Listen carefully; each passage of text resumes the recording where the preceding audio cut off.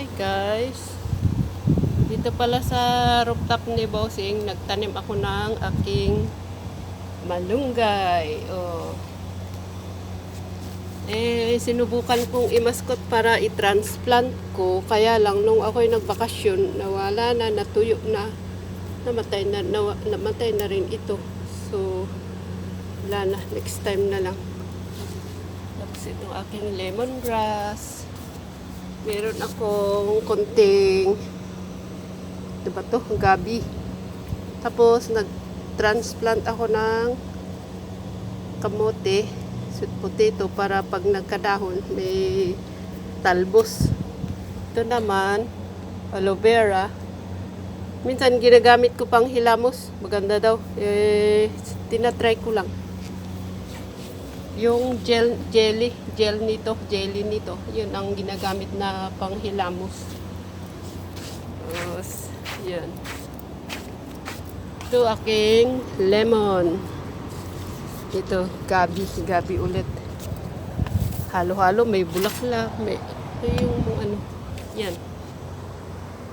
Yung aking bayabas, na inuud yung ating yung dahon, ewan ko bakit kaya, siguro bulang sa fertilizer. Tapos meron akong pinya, lemon ulit, tapos yun kamote na, oregano. Tapos patanaw-tanaw dito sa rooftop, patanaw-tanaw pag para ma-relax ang mata. Yan. Dito naman sa kabila, patanaw-tanaw din. Doon sa mga green na halaman ay mga kahoy, ganda sa mata. Yeah. Ang eye relaxation ko dito. Okay guys, maraming salamat sa panonood. At iuwi ko na itong aking sinampay at paplantsahin. Yan ako, ang init. Pawis ko napunta sa mata ko. So, wala pa naman tissue dito. Ayokong buksan yung hindi na buksan.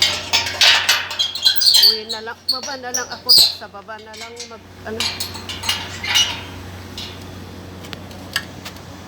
Sara na, bye-bye. Maraming salamat po. At ako'y mag-start na pong magplantsa sa aking kinuhang sampay. Yan. Thank you so much. And thank you all for your support. Thank you so much.